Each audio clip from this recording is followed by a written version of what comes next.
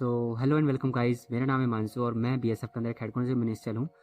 आज मैं आपको अपनी जुलाई मंथ की जो पे स्लिप है और जो इनहैंड सैलरी है वो उसके बारे में बताऊंगा। और मेरे को क्या क्या अलाउंसेस मिलते हैं, यानी कि जो हमें बेसिक पे मिलता है, डीएनएस अलाउंस मिलता है, उसके अलावा हमें राशन मनी अलाउंस भी मिलता है, आरएचए भी मिलता है। और इसके अलावा हमें जो ड्रेसिंग अलाउंस है वो भी जुलाई के मंथ में मिला है। तो उन सबको मिला के जो हमारी सैलरी है इन हैंड सैलरी और जो हमारी क्रॉस पे है वो कितना बनती है, ये मैं आपको आज दिखाने वाला हूँ अपनी वीडियो के अंदर। तो एक बीएसएफ एसएम के लिए जब 1-1.5 साल आपकी नौकरी हो जाएगी तो आपको कितना पे मिल रहा होगा, तो उसके बारे में आज हम इस वीडियो के अंदर देखने वाले हैं। तो आप भी जल्दी से सिलेक्शन लीजिए सीएफएफ एससीएम और एएसआई स्टैनो के थ्रू, और आपको भी यही सेम सैलरी आपको मिल रही होगी आप जहाँ भी पोस्टेड होंगे वहाँ पे। तो चलिए वीडियो स्टार्ट करते हैं।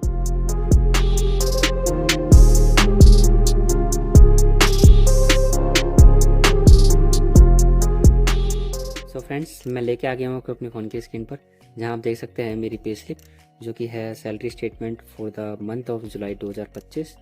एंड इसके अंदर आप मेरा नाम देख सकते हैं, मेरी रैंक देख सकते हैं एंड मेरा पे मैट्रिक्स लेवल देख सकते हैं और मेरी डेट ऑफ अपॉइंटमेंट देख सकते हैं।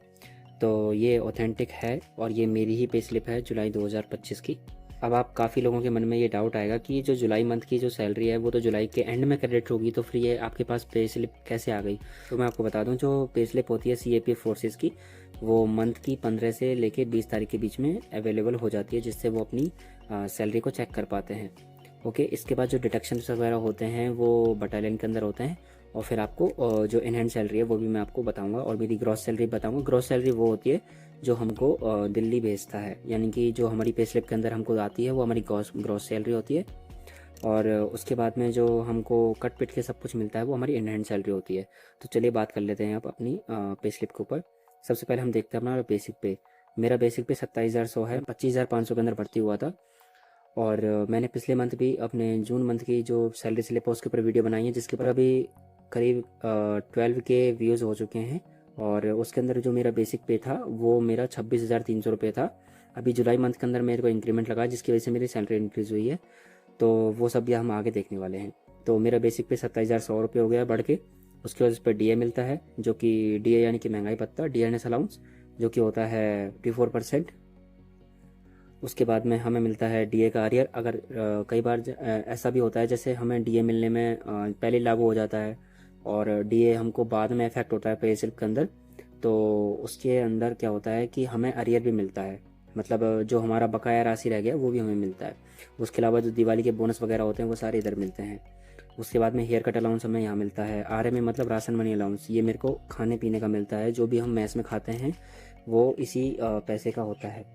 उसके अलावा हमें मिलता है आर एच ए यानी कि होता है रिस्क एंड हार्डनेस अलाउंस, जो कि 25,000 रुपये मुझे मिल रहा है अलग से। ये होता है हार्ड एरियाज़ के अंदर पोस्टिंग के अंदर, जैसे हो गया कोई नॉर्थ ईस्ट हो गया या फिर हमारा जो जम्मू कश्मीर हो गया, इस टाइप की जो जगह पर अगर पोस्टिंग होती है तो आपको आर इतना मिलता है।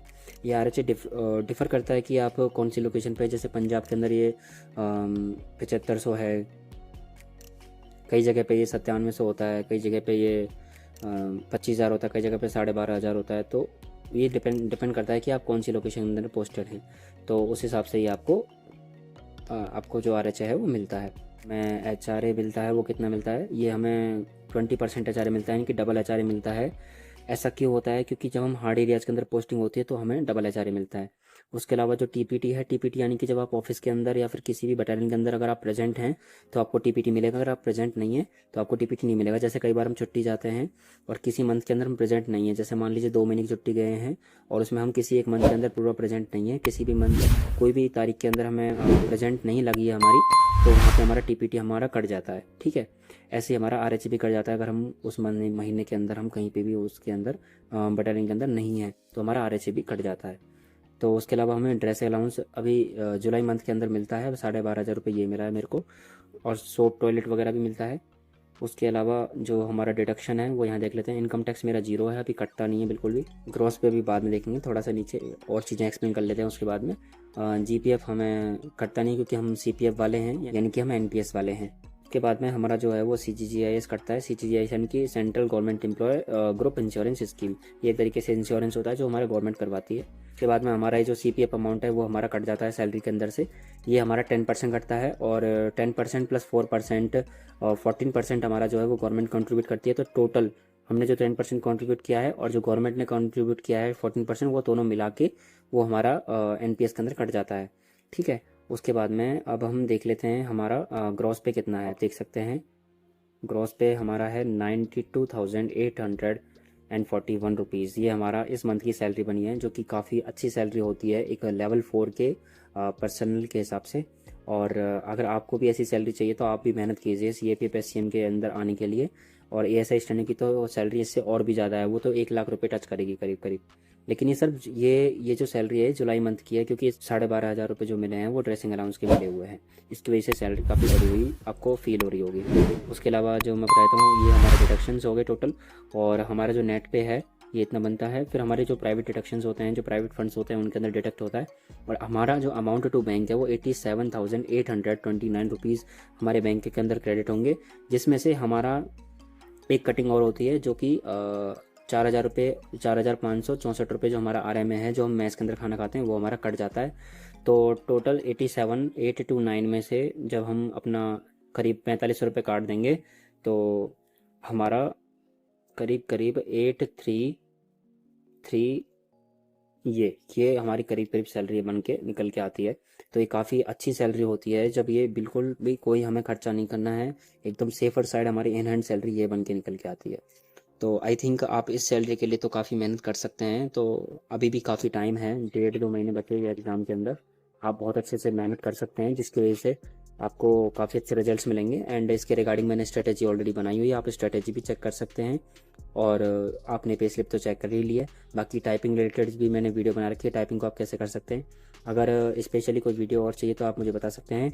कंप्यूटर के रिगार्डिंग वीडियो में जल्दी लेके आने वाला हूँ कि आप कंप्यूटर की थ्योरी को पूरी अच्छे से कैसे कवर कर सकते हैं, जो कि मैंने भी कवर किया था। आई होप फ्रेंड्स आपको ये वीडियो बहुत अच्छी लगी होगी एंड आप भी बहुत ज़्यादा मेहनत करने के लिए तैयार हो गए होंगे और मोटिवेट फील कर रहे होंगे कि आपको भी अगर ये सैलरी अपने अकाउंट के अंदर क्रेडिट करनी है तो आप कैसे बहुत अच्छे से मेहनत कर सकते हैं। और आप मेरे को कमेंट के अंदर बताना कि आपके मॉक टेस्ट के अंदर कितने मार्क्स आ रहे हैं और आप कब तक ये सैलरी अचीव कर लेंगे। तो मिलते हैं किसी और वीडियो के अंदर, टिल देन बाय।